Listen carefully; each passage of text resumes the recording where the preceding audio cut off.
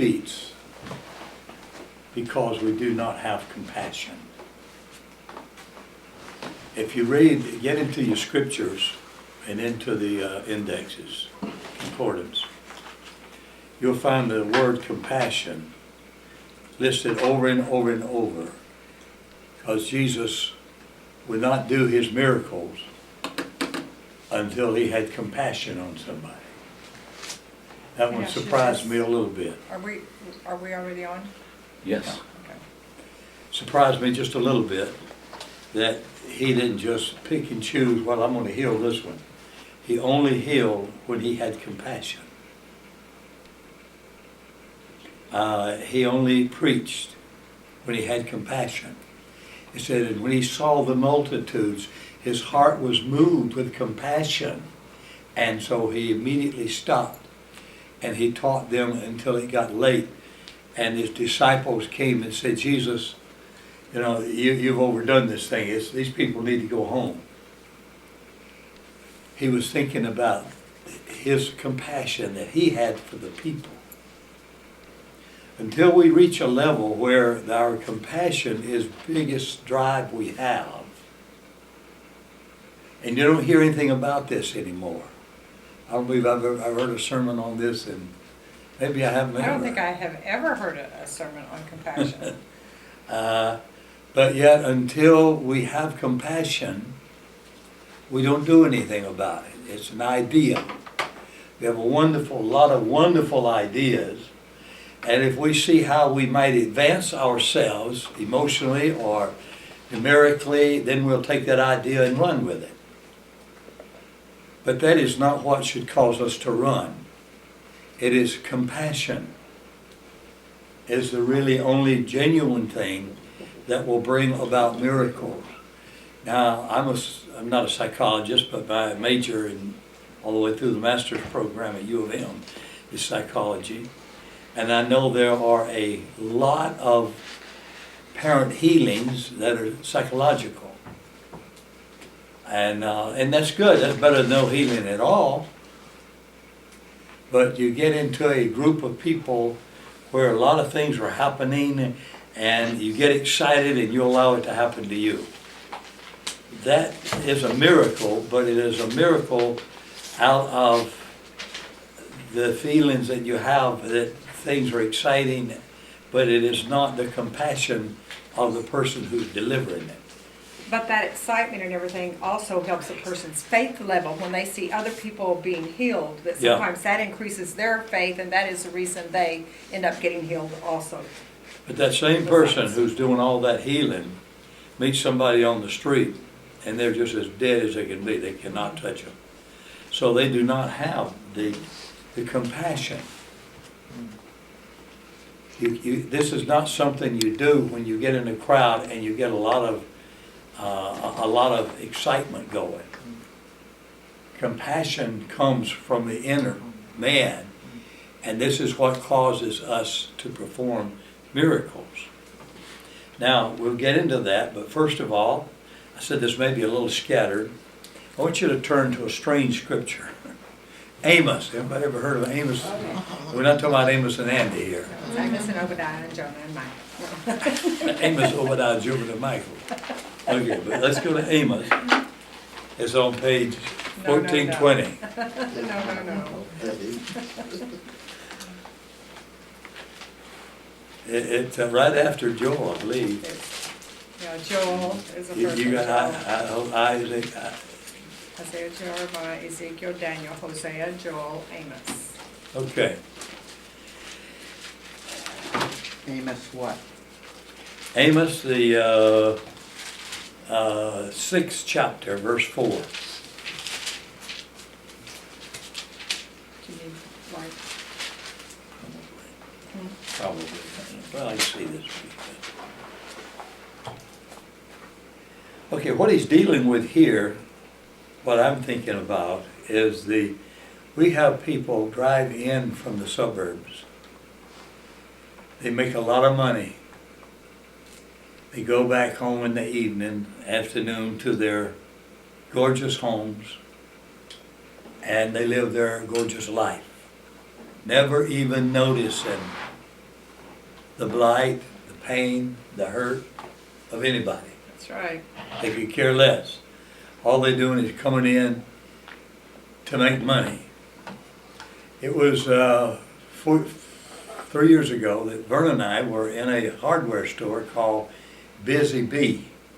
Anybody ever heard of Busy Bee hardware store? It's over on Russell Street. It's been here, it's a historic mark. It's been here for 100 years.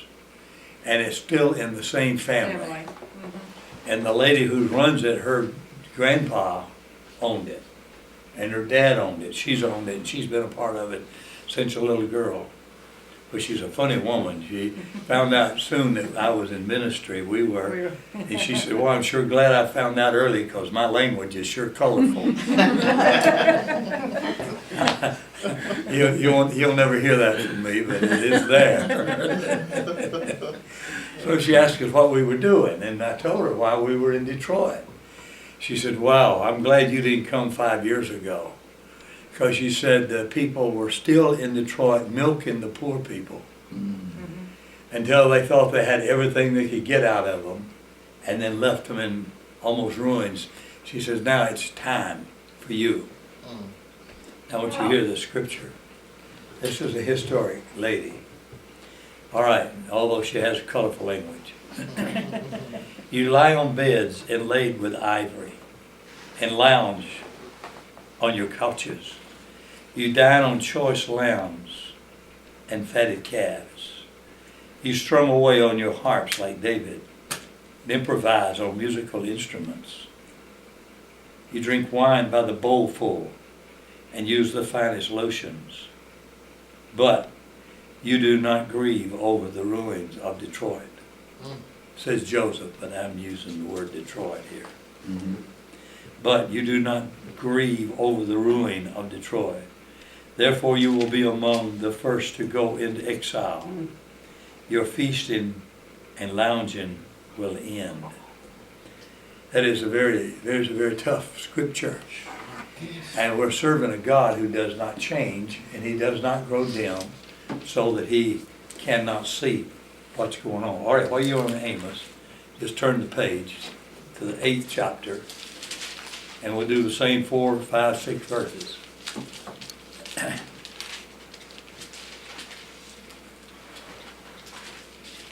Hear this, you who trample the needy, and do away with the poor of the land, saying, when will the new moon be over, that we may sell it grain, and the Sabbath be ended, that we may market wheat?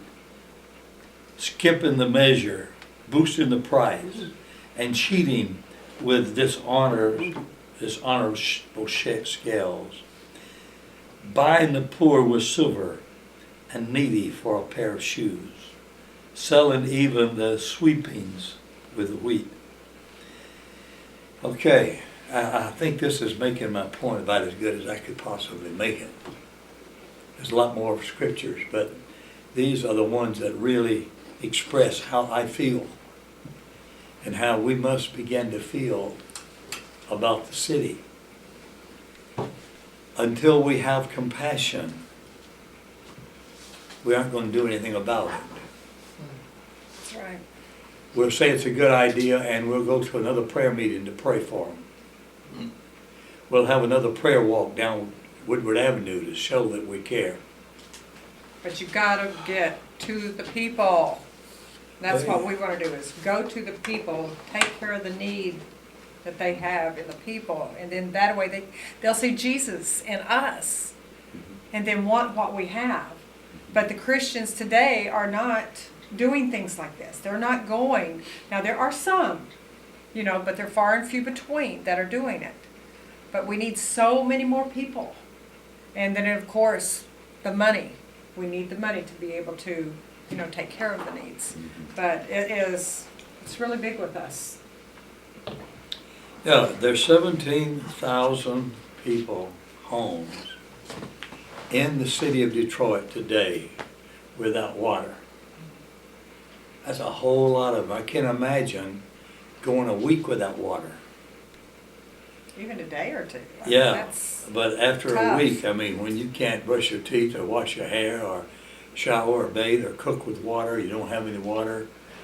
And some people have been able to find a neighbor who is kind enough to let them hook up a hose and bring a little water in. However, as the weather starts to get cold, it tells us that they That'd be can't keep impossible. doing that because the little hose is gonna freeze. So now they're gonna go into the very difficult winter without any water.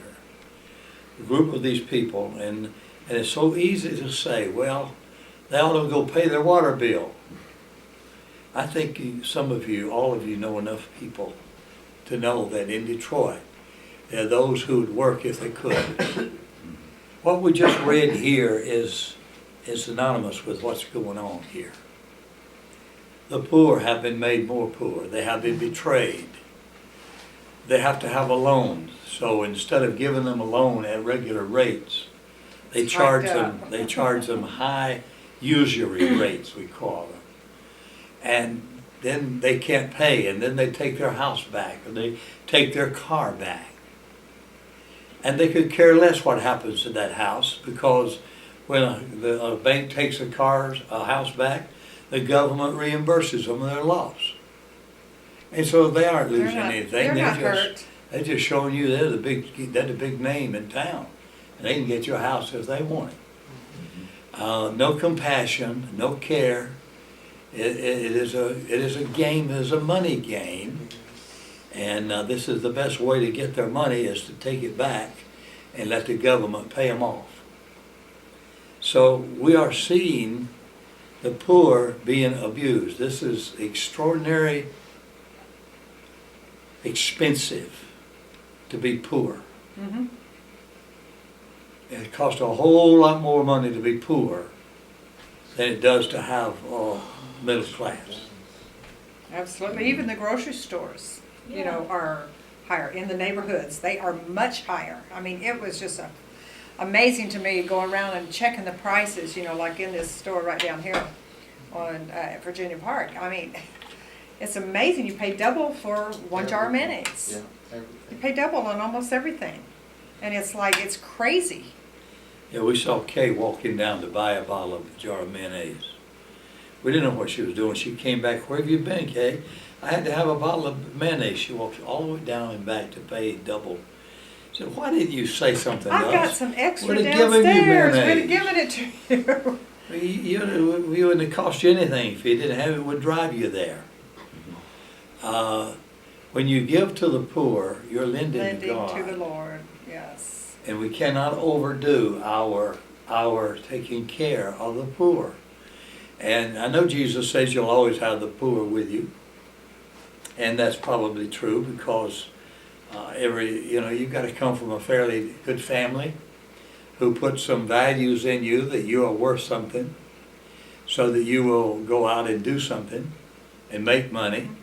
Or you may come up with a family who has a very poor image of themselves and you never really catch on to who you are.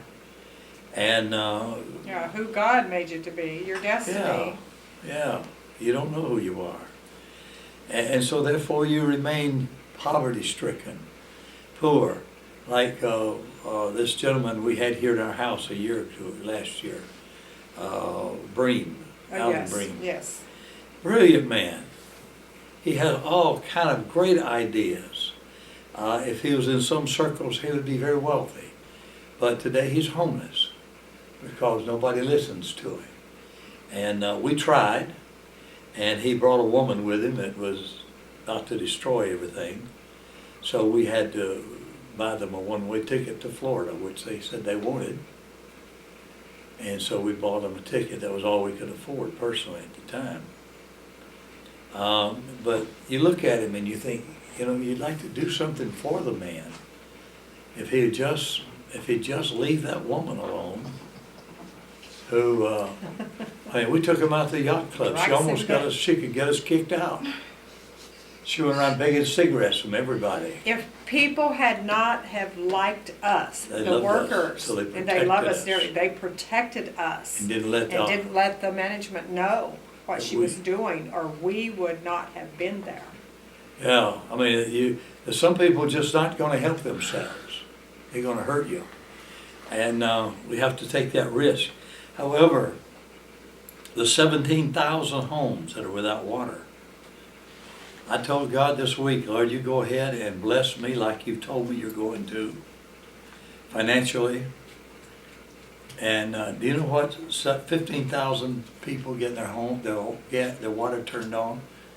How much that would cost if they only owed $500 apiece?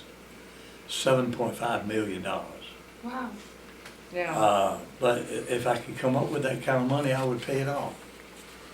Now, I wouldn't just pay it off, but we've already made some plans that we will have the money, we will pay them off, but we will have agreement with the city that they will have to allow us to assign people in classes where they will have to agree to attend, have to be there to learn how to use money, find out what their skills are, and help and direct them toward a job. And if they don't have skills, well then they can get training to get skills. And if they fail to do what they agreed to do, then the water would be turned right back off by the city.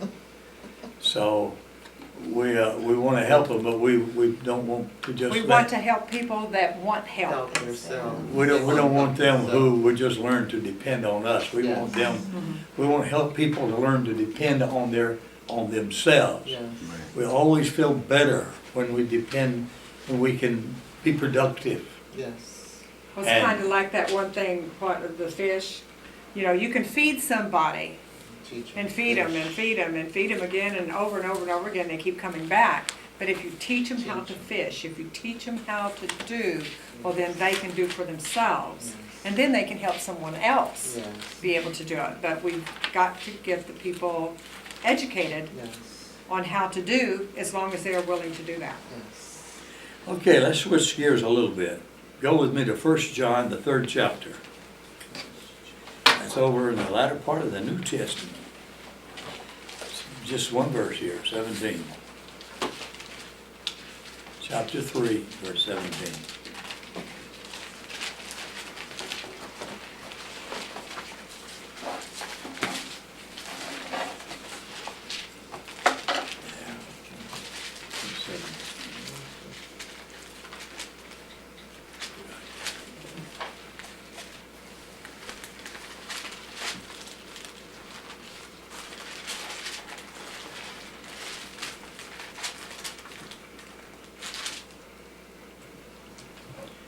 Verse 17, chapter 3. If anyone has material possessions and sees his brother in need but has no pity on him or has no compassion, how can the love of God be in him? Dear children, let us not love with words or tongue, but with action and in truth. This is how we know that we belong to the truth, and how we set our hearts at rest in His presence. I just give that some good thought. How, if anyone has material possession, sees his brother in need, and does not have compassion or pity, how can that person even have the love of God in them? I'm going to be very honest with you. I think I was sharing this with maybe Ron and yesterday and Eve. I've been a pastor for all these years. I have buried, funeralized, you might want to call it, thousands of people.